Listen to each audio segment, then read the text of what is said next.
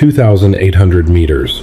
That's nearly 2 miles of swirling crosswinds, dropping barometric pressure, and the Earth's rotation fighting against a single piece of lead. Command called the shot mathematically impossible. But they didn't factor in Chief Rebecca Jenkins and a rifle that shouldn't have fired. The air at 9,000 feet in the Korangal Valley didn't just feel cold, it felt malicious. It was the kind of freezing temperature that bypassed your skin and settled directly into the marrow of your bones. For Chief Petty Officer Rebecca Jenkins, the first female sniper to earn the Navy SEAL Trident, the cold was just another variable, like the wind, like the distance, like the crushing weight of exhaustion after 72 hours of unbroken overwatch.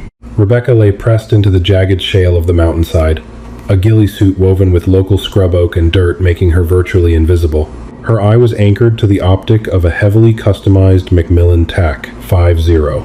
Beside her, Petty Officer First Class David O'Connor, her spotter, was glued to his loopholed Mark IV spotting scope, reading the environment like a bleak, violent poem.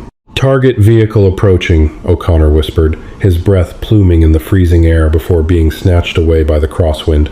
2 black SUVs. Dust trails indicate heavy armor. "I see them," Rebecca replied, her voice a low, mechanical rasp. 3 days ago, a joint task force had been ambushed in a neighboring valley. A CIA operative, Agent Ryan Miller, had been snatched in the chaos. Intel suggested he was being sold to a syndicate of rogue paramilitaries. The buyer? Arthur Croft, a disgraced former MI6 contractor who had turned arms dealer and intelligence broker for the highest bidder.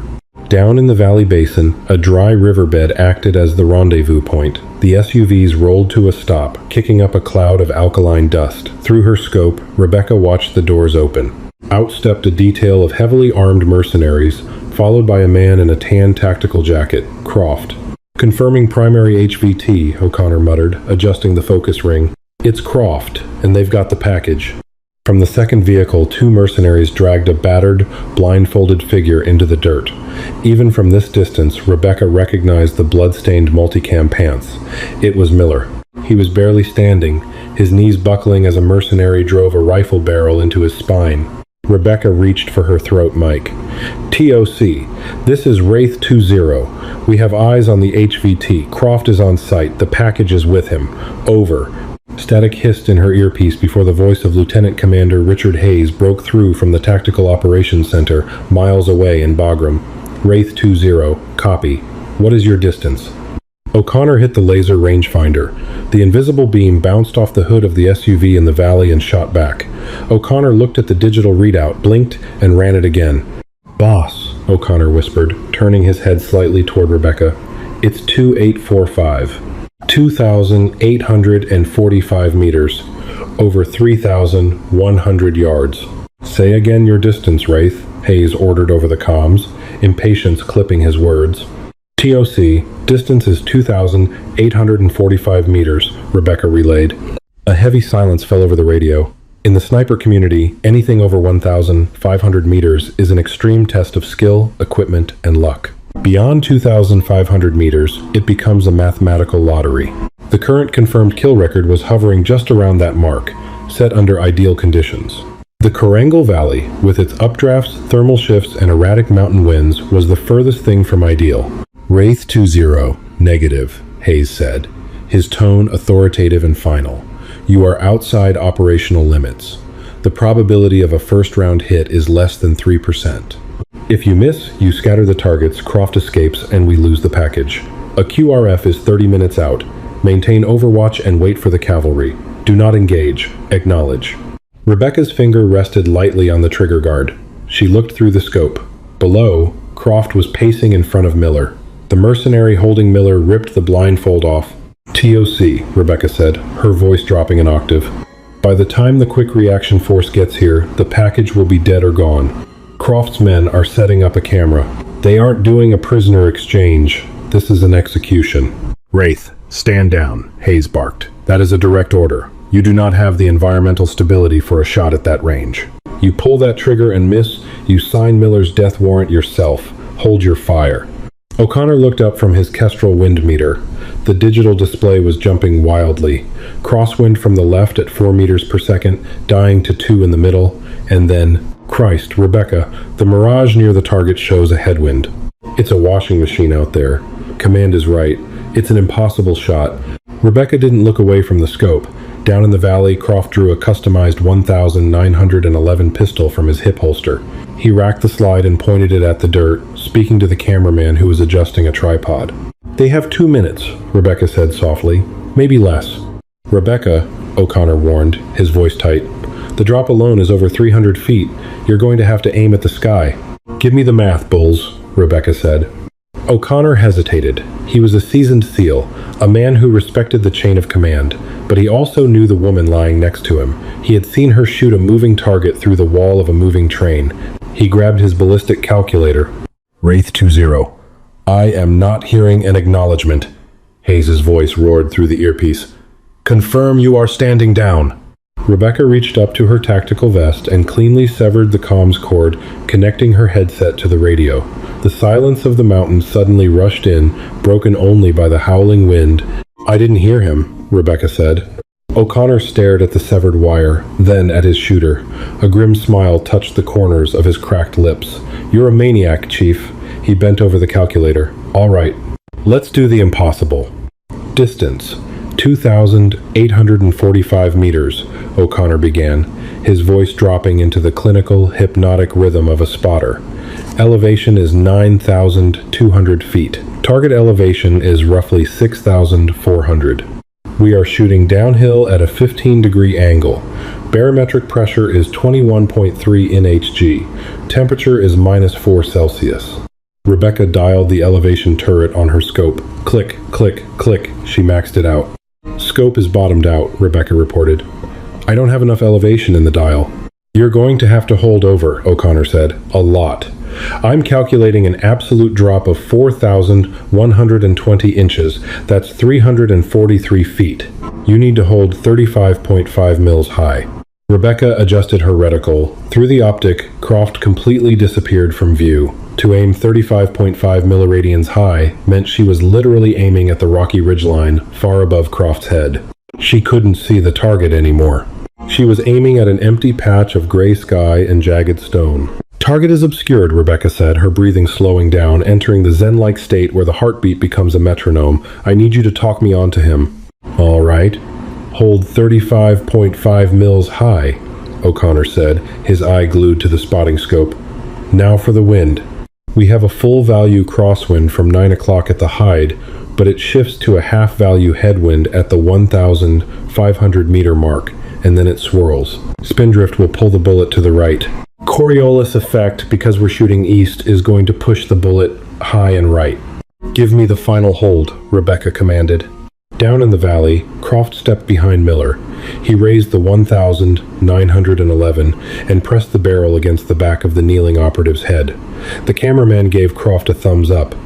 "Hold left 4.2 mils, O'Connor said, the tension bleeding into his voice. "If you break the shot right now, the wind is right." Rebecca shifted the heavy rifle. She was now aiming entirely at an empty mountainside, hundreds of feet above, and significantly to the left of the man she was trying to kill. She had to trust the math. She had to trust the science of ballistics, the spotter beside her, and the raw, unyielding muscle memory of 10,000 practice rounds. But there was one final, terrifying variable. 2 days prior, during an artillery barrage, Rebecca's primary rifle had taken a nasty fall. The scope had been slammed against a rock. While she had re-zeroed it as best she could using a laser bore sight in the dark, she hadn't fired a live round since. She had no absolute guarantee that her zero was perfectly true. At 100 meters, a fraction of a millimeter off means nothing. At 2,800 meters, it means missing the target by the length of a school bus. "He's cocking the hammer," O'Connor said rapidly. "He's wrapping his speech. You have 10 seconds, Chief." Rebecca inhaled deeply, expanding her diaphragm against the freezing shale. She closed her eyes for a microsecond, visualized the arc. A massive, parabolic curve of lead tearing through the atmosphere, cutting through layers of wind, fighting gravity, spinning at 150,000 revolutions per minute. She opened her eyes. The crosshairs hovered over a nondescript gray rock on the upper ridge. She exhaled. Halfway out, she paused. the natural respiratory pause. Her heart rate dropped to 40 beats per minute. Between one beat and the next, she found the stillness. "Send it," O'Connor whispered. Rebecca applied exactly 3 pounds of pressure to the trigger. Crack. The massive 50 BMG round detonated in the chamber, sending a concussive shockwave of dust and snow violently into the air. The recoil punched into Rebecca's shoulder like a sledgehammer, but she instantly drove her eye right back into the scope, fighting through the muzzle flash and the dust. "Round is out," O'Connor called, tracking the vapor trail. Now came the agony. At 2,845 meters, the bullet's flight time was a staggering 7.8 seconds. It doesn't sound like much until a man's life is hanging on every ticking millisecond. 1. The bullet cleared the upper ridge, breaking the sound barrier and tearing a vacuum through the freezing air. 2. Croft was smiling, his finger tightening on the trigger of his pistol. Miller had his eyes closed, bracing for the dark. 3. The bullet hit the swirling crosswind at the 1,000-meter mark. The vapor trail visibly shuddered, pushed right, precisely as O'Connor had calculated. 4. "Wind is holding," O'Connor muttered, his knuckles white as he gripped the tripod of his spotting scope. 5. The round began its steep, violent descent. It had reached the peak of its 300-foot arc and was now falling out of the sky like a meteor, losing velocity, transitioning back through the transonic zone. This was the danger zone. When a bullet drops below the speed of sound, it buffets, it wobbles, it becomes unpredictable. 6. "It's dropping fast," O'Connor whispered. 7. Croft opened his mouth to shout his final propaganda line for the camera. 8. Through the spotting scope, the world down in the alkaline dirt of the valley basin seemed to freeze. At 2,845 meters, reality behaves differently. The 750 Grain Hornady AMAX bullet, now traveling at a sluggish, transonic speed of barely 900 feet per second, was plummeting toward the Earth. Then came the twist that neither O'Connor's Kestrel weather meter nor Rebecca's ballistic calculator could have ever predicted. At the 2,000-meter mark, the valley's atmospheric pressure suddenly inverted. A massive, localized thermal updraft created by the sun, finally breaching the jagged peaks of the Hindu Kush and baking the freezing shale, rose from the canyon floor. The heavy half-value headwind died instantly, replaced by a dead calm. "Wind just dropped to 0, O'Connor hissed. His eye pressed so hard against the loopholed scope it left a red ring on his skin. "It's drifting right. It's going to miss." Because Rebecca had held 4.2 mils left to compensate for a wind that suddenly no longer existed, the bullet was now tracking wildly off target. It was heading straight for the dirt, 2 feet to the right of Arthur Croft's torso. A complete, unmitigated miss. But command, the wind, and the thermal drafts hadn't accounted for the final variable, the ghost in the machine. 2 days prior, when Rebecca's Macmillan TAC 50 had slammed against the bedrock, the internal prism of her scope had sustained microscopic damage. Her hasty field zeroing had masked a fatal flaw in the optics tracking mechanism. When she dialed her elevation turret to the absolute maximum to account for the 300-foot drop, the damaged director tube inside the scope had skewed the reticle. It had unintentionally shifted her true point of aim precisely 2.5 minutes of angle to the left. A damaged rifle. An unreadable wind. 2 catastrophic negatives, colliding in the freezing Afghan sky, created a mathematical positive. The bullet caught the dead wind, drifted right, and was pulled violently back into the center of its deadly parabolic arc by the sheer, accidental deviation of a broken optic. At the exact microsecond, Croft's finger depressed the trigger of his 1911 to execute Agent Ryan Miller. The 50 caliber round arrived. It did not hit Croft in the chest. The heavy piece of brass and lead, falling out of the sky at a 15-degree angle, struck the slide of Croft's customized pistol. The kinetic energy transfer was apocalyptic. The 1911 didn't just break, it exploded into a supersonic cloud of shrapnel. The sheer force of the impact vaporized the weapon, shearing off Croft's right hand at the wrist and sending the slide of his own pistol violently backward into his collarbone. Croft was lifted off his feet, spun through the air like a rag doll, and slammed into the alkaline dirt. A scream of absolute agony dying in his throat as the hydrostatic shock dropped him into immediate unconsciousness. Agent Miller, kneeling in the dirt, was suddenly showered in sparks and pulverized metal. He pitched forward, entirely unscathed by the bullet, but deafened by the localized explosion of the handgun. For the mercenaries standing mere feet away, the horror was absolute, compounded by a terrifying law of physics. The bullet always arrives before the sound. They watched their boss get violently mutilated by an invisible silent force. It was an act of God. A full 3 seconds later, the actual sound of Rebecca's shot finally cascaded down into the valley. Boom. It didn't sound like a rifle crack. Warped by the mountains in the distance, the sonic boom arrived as a low, rolling thunderclap that shook the dust off the SUVs.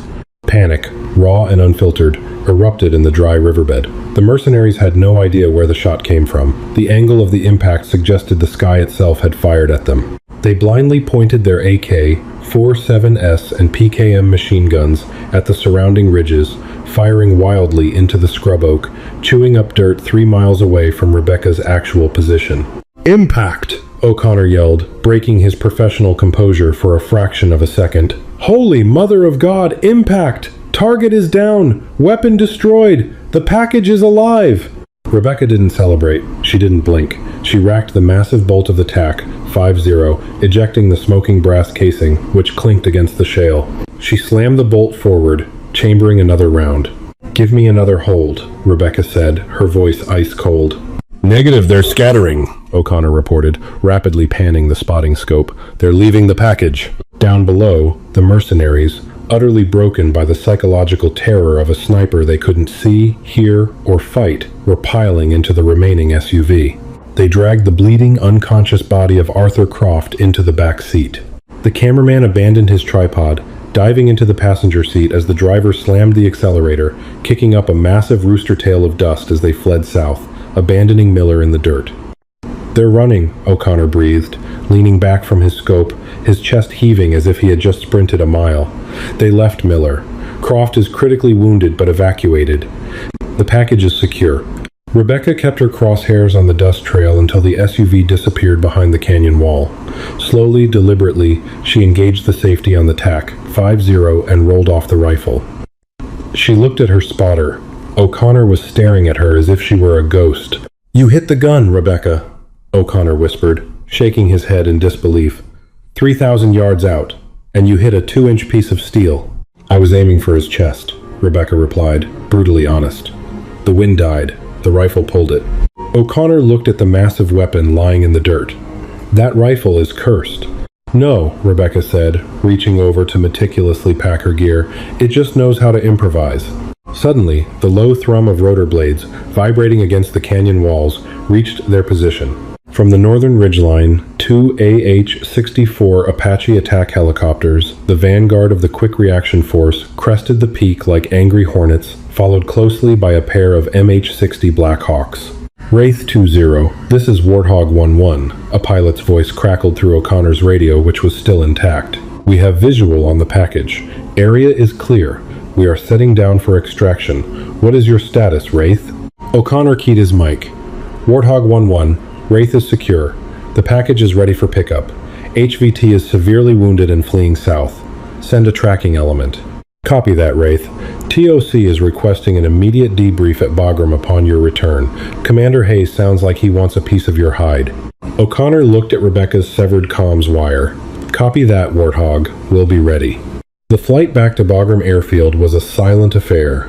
The adrenaline had burned off, leaving behind the hollow, heavy exhaustion that only Tier 1 operators truly understand. When Rebecca and O'Connor stepped off the Black Hawk onto the tarmac, the dry heat of the Afghan plains hit them like an open oven, a stark contrast to the freezing misery of their mountain hide. They were immediately escorted to the Tactical Operations Center. The TOC was a nerve center of glowing monitors, satellite feeds, and the low hum of cooling fans. Standing at the head of the central map table was Lieutenant Commander Richard Hayes. He was a strict, by-the-book officer, a man who viewed warfare through the lens of statistics and operational risk management. As Rebecca and O'Connor walked in, the room fell dead silent. Every intelligence analyst, radio man, and logistics officer stopped what they were doing and stared at the sniper team. Hayes turned around. His face was a mask of conflicting emotions, fury at the insubordination, and absolute awe at the outcome. "Chief Jenkins," Hayes said, his voice dangerously low, "care to explain why your radio transmission was abruptly severed immediately after I gave you a direct, unequivocal order to stand down?" Rebecca stood at attention, her face impassive. "Equipment failure, sir. The extreme cold compromised the wiring in my headset. I never received your final order." Hayes stared at her. He knew she was lying. She knew he knew. But in the shadowy world of special operations, plausible deniability was a currency they all traded in. "Equipment failure," Hayes repeated, letting the words hang in the air. "Convenient." "Yes, sir," Rebecca replied. Hayes sighed, rubbing the bridge of his nose. He picked up a tablet from the table. "Agent Miller is currently in the medical bay. He has bruised ribs, mild dehydration, and a ruptured eardrum from a 1,911 exploding inches from his head. But he is alive. He provided us with the intelligence he gathered before his capture. It's a gold mine. Furthermore, a drone strike just intercepted Croft's fleeing vehicle. Croft bled out from a severed brachial artery before they even made it out of the valley." Hayes set the tablet down and leaned against the table, crossing his arms. "I had my analysts run the telemetry of your shot, Chief," Hayes continued, his tone shifting from commander to bewildered spectator. "Based on the atmospheric data logged by Petty Officer O'Connor's Kestrel, the wind completely died during the bullet's flight. Mathematically, that round should have missed the target by a massive margin. By all laws of ballistics, you should have buried that round in the dirt and compromised the entire mission." "But I didn't, sir," Rebecca said. "I know," Hayes said, shaking his head. "And I wanted to know why. I had Staff Sergeant Griggs, our head armorer, pull your rifle the moment you stepped off the bird." The door to the TOC opened, and Staff Sergeant Griggs walked in, carrying Rebecca's TAC 50 inches a heavy Pelican case. He set it on the table and opened the lid. He looked at Rebecca with a mixture of reverence and utter confusion. "Chief," Griggs said, tapping the massive loopholed optic mounted on the rifle, "when did you drop this weapon?" "3 days ago," Rebecca answered. "During the artillery barrage on the ridgeline, I re-zeroed it using a laser bore sight." Griggs let out a dry, humorless laugh. "Your laser bore sight was lying to you, Chief. Or rather, the scope was. The internal prism housing is completely fractured. The erector tube is jammed. When you dialed your elevation up past 20 mils, the damaged gearing pushed the reticle horizontally." Hayes looked at Rebecca. "Do you understand what he's saying, Chief?" "I do, sir," Rebecca said softly. "Your scope was broken," Hayes said, emphasizing every word. "It pushed your shot nearly 3 MOA to the left. If the wind had held, you would have missed to the left. But because the wind died, the bullet drifted right. Your broken scope perfectly, miraculously, canceled out an unpredictable atmospheric shift." The room was utterly silent. "It wasn't a calculated shot, Chief," Hayes said quietly. "It was a mathematical anomaly, a fluke. You took an impossible shot with a broken rifle." Rebecca looked down at the scratched, battered Macmillan TAC 50. She thought about the 72 hours in the freezing cold. She thought about the exact pressure of her trigger finger. She thought about the 3 pounds of force, the drop of her heart rate, the absolute stillness between beats. Fluke or not, she had been the one to pull the trigger. She looked back up at Commander Hayes, her eyes hard and unyielding. "Sir, with all due respect," Rebecca said, her voice carrying the weight of the Corongo Valley, "there are 1,000 variables in a shot like that. Wind, spindrift, Coriolis, pressure, temperature. You can run the math until you're blue in the face, but at the end of the day, the math doesn't pull the trigger. The sniper does." She pointed a gloved finger at the radio on the table. "You called the shot impossible. Command called it a 3% probability, but Agent Miller is in the med bay, and Arthur Croft is in a body bag. The rifle may have been broken, the wind may have shifted, but I took the shot. And it only took one." Hayes stared at her for a long, heavy moment. The tension in the room was palpable enough to cut with a combat knife. Then, slowly, the corners of Hayes's mouth twitched upward into the ghost of a smile. "Get out of my TOC, Chief," Hayes said softly. "Go get some sleep. You and O'Connor are on a mandatory 48-hour stand-down." "Thank you, sir," Rebecca said. As she and O'Connor turned to leave the room, Hayes called out one last time, "And Jenkins?" Rebecca paused at the door, looking back over her shoulder. "When you get back," Hayes said, pointing to the Pelican case, "get a new scope. Your luck account is officially overdrawn." Rebecca offered a crisp nod. "Understood, sir." She walked out into the blinding Afghan sun, the heavy metal door of the TOC slamming shut behind her. She was exhausted, battered, and her shoulder ached fiercely from the recoil. But as she walked toward the barracks, she looked up at the jagged, unforgiving mountains in the distance. They had thrown everything they had at her: the wind, the cold, the impossible distance. But Chief Rebecca Jenkins had stared back into the abyss, and the abyss had blinked first. If Chief Rebecca Jenkins's impossible shot kept you on the edge of your seat, hit that like button and share this video with anyone who loves true tales of grit, ballistics, and against all odds survival. Don't forget to subscribe and ring the notification bell so you never miss out on our deep dives into the most legendary tactical operations in history. Drop a comment below. Would you have taken the shot? See you in the next mission.